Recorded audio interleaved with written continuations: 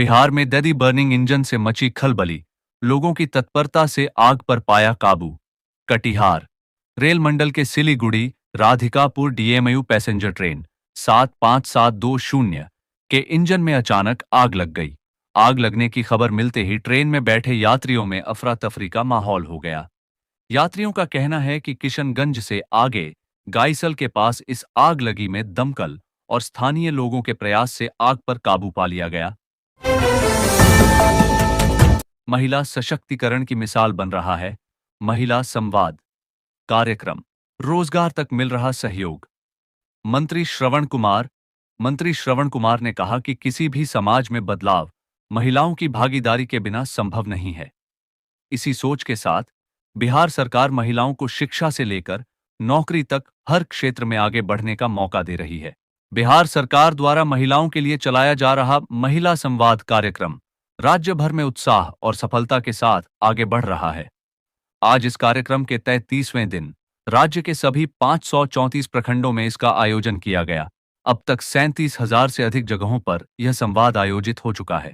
महिलाओं की भारी भागीदारी यह बताती है कि यह कार्यक्रम अपने लक्ष्य की दिशा में तेजी से आगे बढ़ रहा है।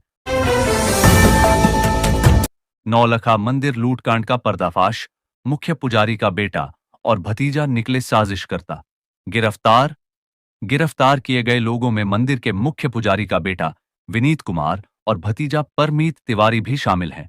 पुलिस के अनुसार इन्हीं दोनों ने लूट की योजना बनाई और अपने साथियों के साथ मिलकर घटना को अंजाम दिया।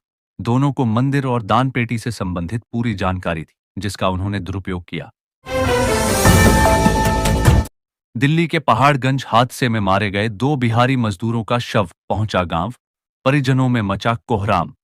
मृतक प्रभु यादव की पत्नी अनीता देवी ने बताया कि उनके पति परिवार के एकमात्र कमाने वाले सदस्य थे। अब उनके सामने परिवार चलाने की बड़ी चुनौती खड़ी हो गई है। इसी तरह डॉदिस बबीता भारती, जो मृतक के परिजन हैं, उन्होंने भी दुख जताते हुए सरकार से सहायता की मांग की। पुलिस गाड़ी की टक्कर से महिला समेत 3 घायल, शराब के नशे में होने का आरोप। वीडियो बनाने पर युवक से मारपीट। आरोप है कि जब उन्होंने हादसे का वीडियो बनाना चाहा तो पुलिसकर्मियों ने उनके साथ मारपीट की और थप्पड़ जड़ दिए। उन्होंने दावा किया कि ड्राइवर के मुंह से शराब की तेज बदबू आ रही थी और वाहन में सवार अन्य पुलिसकर्मी भी नशे में दिख रहे थे। सेवानिवृत्त फौजी के 35 वर्षीय पुत्र ने फंदे से लटक कर की आत्महत्या, मानसिक तनाव की आशंका। परिजन बेसुध। परिजनों ने बताया कि अवधेश सिंह एक मिलनसार और हंसमुख स्वभाव का व्यक्ति था। वह जनता बाजार में अपनी एक कंप्यूटर दुकान चलाता था और परिवार का भरण पोषण करता था। सब कुछ सामान्य चल रहा था। ऐसे में उसका यह खौफनाक कदम सभी को स्तब्ध कर गया है।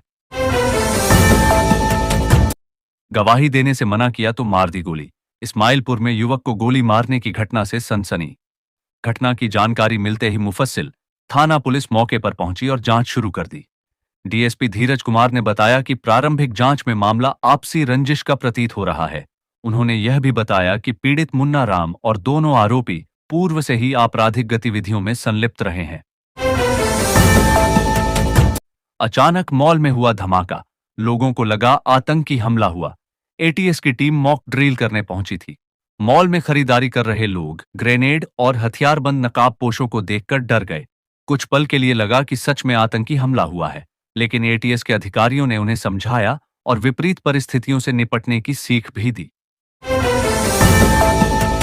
एनडीए गठबंधन की ओर से अभिनंदन समारोह में शामिल हुए मंत्री कृष्ण कुमार मंटू समर्थकों ने किया स्वागत।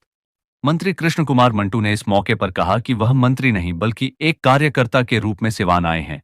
उन्होंने कहा कि सरकार की सभी योजनाओं को धरातल पर लागू करने और लोगों की समस्याओं को सरकार तक पहुंचाने का काम करेंगे।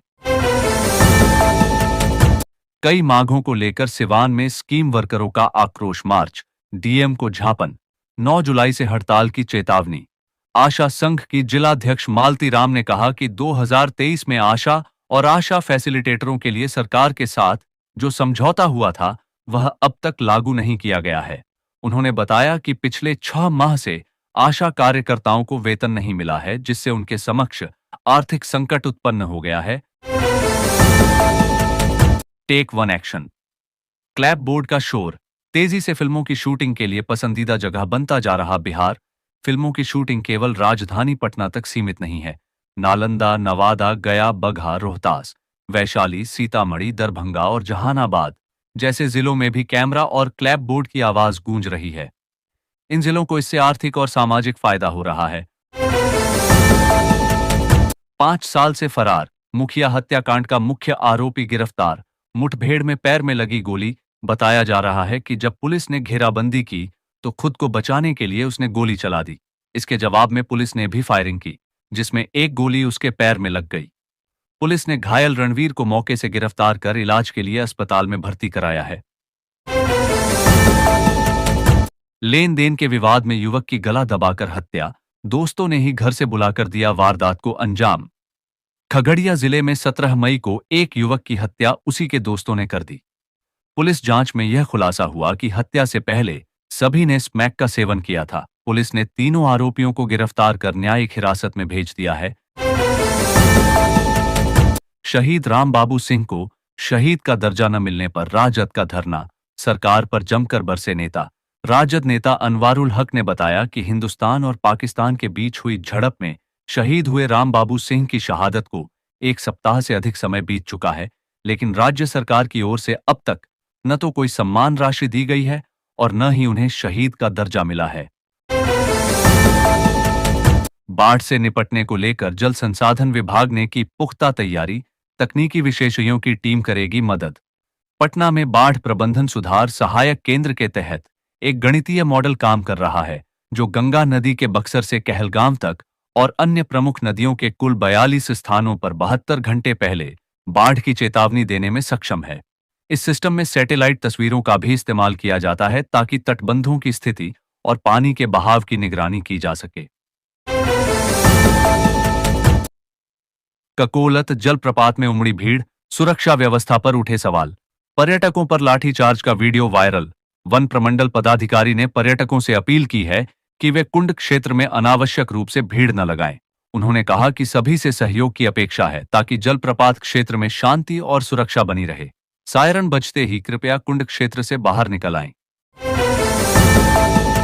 तेजस्वी बोले, पीएम नरेंद्र मोदी बिहार आएं तो अपने पुराने वादे भी निभाएं। सीएम नीतीश के बारे में ऐसा कहा।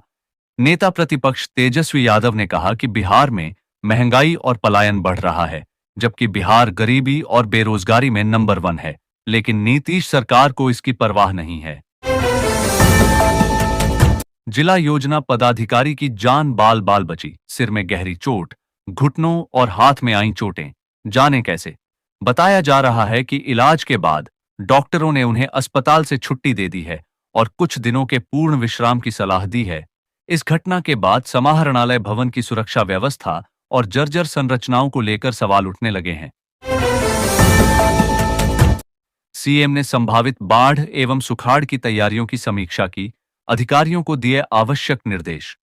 मुख्यमंत्री ने कहा कि आपदा के समय वह स्वयं बाढ़ सुखाड़ प्रभावित क्षेत्रों का दौरा करते हैं और एरियल सर्वे के जरिए भी स्थिति का जायजा लेते हैं।